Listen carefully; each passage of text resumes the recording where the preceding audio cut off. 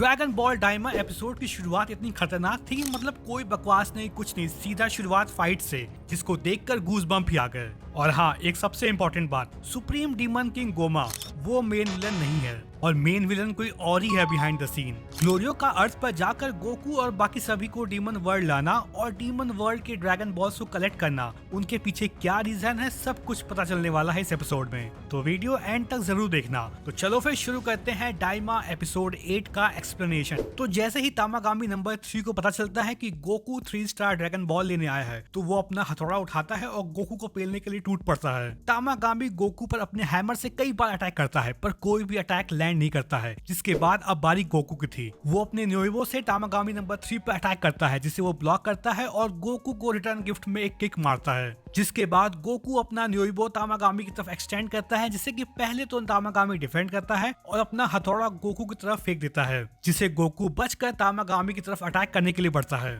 इस मूवमेंट पर हमें ये मालूम चल चुका था कि तामागामी का हथौड़ा और थॉर का हथौड़ा दोनों एक जैसे ही काम करते हैं, जिसमें कि वो अपने हथौड़े को अपनी तरफ बुला भी सकता है और उस हैमर को बिना छुए अपने अपोनेंट पर अटैक के लिए यूज भी कर सकता है। जिसके बाद इन दोनों में घमासान युद्ध होता है, जिसमें कि वो एक दूसरे पर अटैक करते हैं, पर किसी का भी अटैक प्रॉपरली लैंड नहीं करता है। अब इन दोनों की फाइट दिखने के लिए सारा विलेज एकजुट हो जाता है। सुप्रीम काई बोलते हैं गोकू इज जीनियस और वो डीमन वर्ल्ड के एयर सराउंडिंग के अकॉर्डिंग खुद को ऑलरेडी ढाल चुका है। तभी हम देखते हैं तामागामी अपना हथौड़ा गोकू पर फेंकता है, जिसे गोकू अपने न्योइबो से रोक लेता है। जिसके बाद तामागामी अपने पावर का यूज करके दूर से ही गोकू पर उस हैमर के थ्रू प्रेशर बढ़ाया जाता है। जिसके बाद गोकू भैया अपना ट्रम्प कार्ड खेलते हैं और सुपर सैयन में ट्रांसफॉर्म हो जाता है और भाई के ट्रांसफॉर्मेशन से जो इम्पैक्ट होता है उसी से वो हथौड़ा गोकू से दूर हो जाता है। जिसके बाद तामागामी अपने आंखों से फिर उस हैमर के थ्रू गोकू पर अटैक करता है, जिससे गोकू ना ही केवल डिफेंड करता है बल्कि उस हथौड़े को तोड़ भी देता है। जिसके बाद गोकू तामागामी से कहता है चलो क्यों ना अब सीरियसली फाइट किया जाए।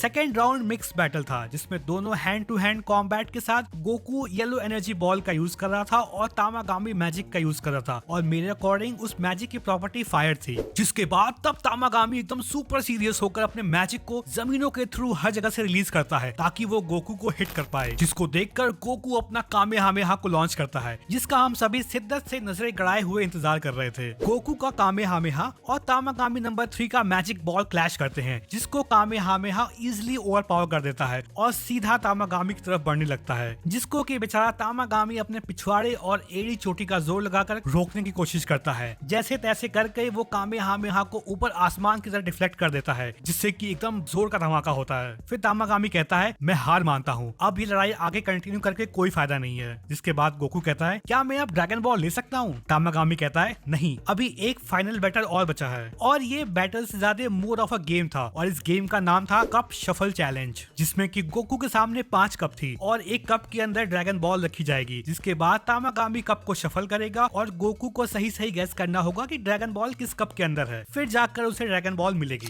गेम शुरू होता है और तामागामी शफल करना शुरू करता है। थोड़ी देर तक सुप्रीम का नोटिस कर पाते हैं कि किस कप के अंदर ड्रैगन बॉल है, जिसके बाद उन्हें भी कोई आइडिया नहीं रहता है कि कौन से कप में बॉल है। गोकू तो भाई बचपन से गली नुक्कड़ में ये गेम खेलकर बड़े से छोटा हुआ है, तो ऐसे थोड़ी कोई उसे टोपी पहना देगा। भाई गेस कर लेता है कि बॉल किसी भी कप में नहीं थी, क्योंकि लास्ट मोमेंट पर तामागामी ने बॉल को बाहर फेंक दिया था, जिसे गोकू आसानी से पकड़ लेता है। फिर जाकर तामागामी इज्जत और सम्मान के साथ गोकू को 3 स्टार ड्रैगन बॉल दे देता है। जिसके बाद सभी ड्रैगन बॉल लेकर लौटने लगते हैं और तभी ग्लोरियो को एक कॉल आता है और ये कॉल था आरिंसू का, और ग्लोरियो ये इन्फॉर्मेशन कन्वे कर देता है कि थर्ड डीमन वर्ल्ड की ड्रैगन बॉल अब हमारे कब्जे में है। जिस पर आरिंसू कहती है मुझे विश्वास नहीं होता कि चीजें इतनी स्मूथ चली गई, बच्चे में कन्वर्ट होने के बाद भी उसमें इतनी ताकत। जिसके बाद कॉल कट हो जाता है और आरिंसू कहती है कि अब मेन प्लान पर काम करने का समय आ गया है। गोकू, सुप्रीम काई, ग्लोरियो और पेंजी ड्रैगन बॉल लेकर सेकंड डीमन वर्ल्ड की तरफ बढ़ने लगते हैं। इसके लिए उन्हें वॉप समा के पास जाना होगा और क्योंकि अब ये न्यूज बहुत तेजी से फैलने वाली है कि एक छोटा स्पाइकी हेयर वाला लड़का जिसके पास लाल छड़ी है उसने 3 स्टार ड्रैगन बॉल पा ली है, इसलिए वो डिसाइड करते हैं कि वो लैंड और सी के बीच फ्लाई करेंगे ताकि वो पकड़े न जाएं। जिसके बाद सीन शिफ्ट होता है फर्स्ट डीमन वर्ल्ड की तरफ, जहां गोमा को माजिन बू से इश्क हो गया है, क्योंकि पहले एपिसोड से वो माजिन बू आर्ट की वीडियो देख रहा है। तो 1,50,000 बार वो वीडियो देखने के बाद डेगेसु किसी मिस्टीरियस पर्सन को नोटिस करता है जो कि माजिन बू की फाइट के समय वहां मौजूद था, और वो मिस्टीरियस पर्सन आरिंसू थी, जो कि माजिन बू का एक छोटा सा टुकड़ा अपने साथ डीमन वर्ल्ड लेकर आई है। जिस पर गोमा कहता है शायद डाबुरा ने उसे ऐसा करने को कहा होगा, पर वो भी जानना चाहता था कि वो आखिर करना क्या चाहती है।